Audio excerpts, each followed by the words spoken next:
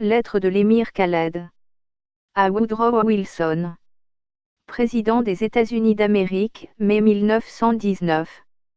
Monsieur le Président, nous avons l'honneur de soumettre à votre haute appréciation et à votre esprit de justice un exposé succinct de la situation actuelle de l'Algérie, résultant du fait de son occupation par la France depuis 1830. Dans une lutte inégale, mais qui a été cependant tout à l'honneur de nos pères, les Algériens ont combattu pendant 17 ans, avec une énergie et une ténacité incomparables pour refouler l'agresseur et vivre indépendants.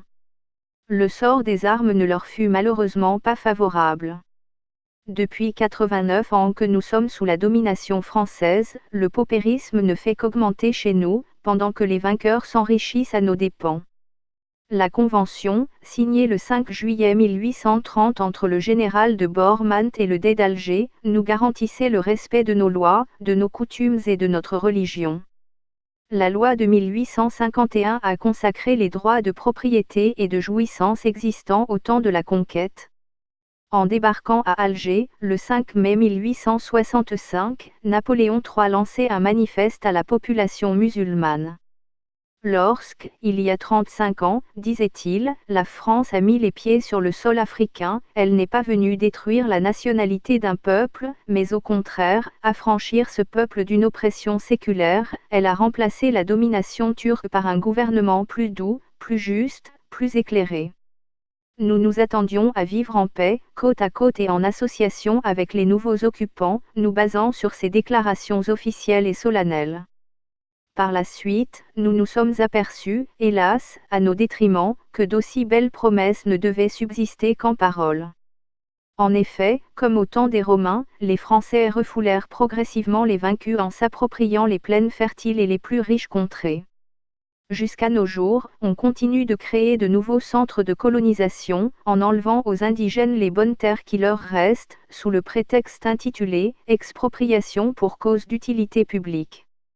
Les biens Abou, qui se chiffraient par des centaines de millions de francs et qui servaient à l'entretien des monuments religieux et à venir en aide aux pauvres, ont été pris et répartis entre les Européens, chose extrêmement grave étant donné la destination précise et religieuse qu'avaient assignée à ces biens leurs donateurs. De nos jours, malgré la loi de séparation des églises et de l'État, le peu de biens Abou qui reste est géré par l'administration française sous le couvert d'une cultuelle dont les membres serviles ont été choisis par elle. Inutile d'ajouter qu'ils ne possèdent aucune autorité. Contrairement à notre religion, l'administration profite de toutes les occasions, surtout pendant cette guerre, pour organiser dans nos mosquées et nos lieux saints des manifestations politiques. En présence d'une foule composée surtout de fonctionnaires, on fait lire des discours préparés pour la circonstance par les chefs du culte et on pousse même le sacrilège jusqu'à faire participer la musique militaire à ces manifestations humiliantes pour l'esprit religieux du musulman. Voilà ce qu'ont a fait des déclarations du général de Bourmont du 5 juillet 1830 et de la loi de 1851. Pendant 89 ans, l'indigène a été accablé sous le poids des impôts français et impôts arabes antérieurs à la conquête et maintenus par les nouveaux conquérants. En consultant la balance des recettes et des dépenses de l'Algérie, on voit aisément que, des indigènes surtaxés, la répartition du budget ne tient presque aucun compte de leurs besoins spéciaux. Plusieurs tribus sont sans route et la grande majorité de nos enfants sans école. Grâce à nos sacrifices, on a pu créer une Algérie française très prospère, où la culture de la vigne s'étend à perte de vue, le pays est sillonné de chemins de fer et de routes entre les villages européens. Pas très loin d'Alger on trouve des tribus entières, dont les territoires très peuplés, pauvres et abrupts sont sans voie de communication. Des agglomérations importantes sont dépourvues de tout. Comme au temps d'Abraham on y puise l'eau avec des pots de bouc, dans des citernes ou des puits à ciel ouvert. C'est ainsi qu'en tout et pour tout, la part des plus nombreux est la plus faible et la charge des plus pauvres est la plus forte. Sous un régime dit républicain, la majeure partie de la population est régie par des lois spéciales qui feraient honte aux barbares eux-mêmes. Et ce qui est typique, c'est que certaines de ces lois qui instituent des tribunaux d'exception, tribunaux répressifs et cours criminelles, datent des 29 mars 1902 et 30 décembre 1902. On peut voir là un exemple de la marche régressive vers les libertés. Pour que nous ne soyons pas taxés d'exagération, nous joignons à cette requête deux brochures écrites par deux Français d'Algérie, maître François Marneur, avocat à la Cour d'appel d'Alger, et Charles Michel, conseiller général et maire de Tébessa. Elles sont édifiantes sur l'odieuse injustice de ces lois. Un autre exemple démontrera la violation de la parole donnée, le voici. Avant 1912, les troupes indigènes étaient recrutées par voie d'engagement volontaire moyennant quelques avantages offerts aux engagés. Ces avantages furent supprimés progressivement et on arriva, en 1912, à la conscription obligatoire, d'abord partielle, 10% du contingent, ensuite totale, et cela malgré les énergiques protestations des indigènes. L'impôt du sang nous a été appliqué en violation des principes les plus élémentaires de la justice. Appauvris, asservis et avilis par le droit du plus fort, nous n'avions jamais pu croire cependant qu'une pareille charge, réservée aux seuls citoyens français, jouissant de tous les droits, viendrait un jour peser sur nos épaules. Des centaines de milliers des nôtres sont tombés aux différents champs de bataille, luttant malgré eux contre des peuples qui n'en voulaient ni à leur vie ni à leurs biens. Les veuves, les orphelins et les mutilés de cette guerre ont des traitements ou des subsides inférieurs même à ceux des néo-français. Beaucoup de blessés, incapables de tout travail, viennent grossir les rangs des malheureux qui pullulent dans les villes et les campagnes.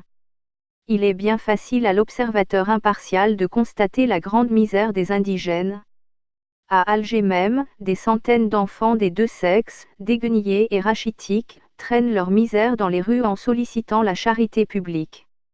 En présence de ces faits navrants, le gouvernement général de l'Algérie reste absolument indifférent. Sous le fallacieux prétexte de ne pas porter atteinte à la liberté, les mœurs sont complètement relâchées et les boissons alcoolisées sont servies à profusion aux indigènes dans les cafés. En vaincus résignés, nous avons supporté tous ces malheurs en espérant des jours meilleurs. La déclaration solennelle suivante, aucun peuple ne peut être contraint de vivre sous une souveraineté qu'il répudie, faite par vous en mai 1917, dans votre message à la Russie, nous laisse espérer que ces jours sont enfin venus. Mais, sous la tutelle draconienne de l'administration algérienne, les indigènes sont arrivés à un degré d'asservissement tel qu'ils sont devenus incapables de récriminer, la crainte d'une répression impitoyable ferme toutes les bouches. Malgré cela, nous venons, au nom de nos compatriotes, faire appel au noble sentiment de l'honorable président de la Libre Amérique. Nous demandons l'envoi de délégués choisis librement par nous pour décider de notre sort futur, sous l'égide de la Société des Nations. Vos 14 conditions de paix mondiale, Monsieur le Président, acceptées par les alliés et les puissances centrales, doivent servir de base à l'affranchissement de tous les petits peuples opprimés, sans distinction de race ni de religion. Vous représentez au nom du monde entier le digne porte-drapeau du droit et de la justice. Vous n'êtes entrés dans cette guerre gigantesque que pour les étendre à tous les peuples. Nous avons une foi ardente en votre parole sacrée. Cette requête est faite pour éclairer votre religion et attirer votre bienveillante attention sur notre situation de paria. Veuillez agréer, Monsieur le Président, l'assurance de notre haute considération.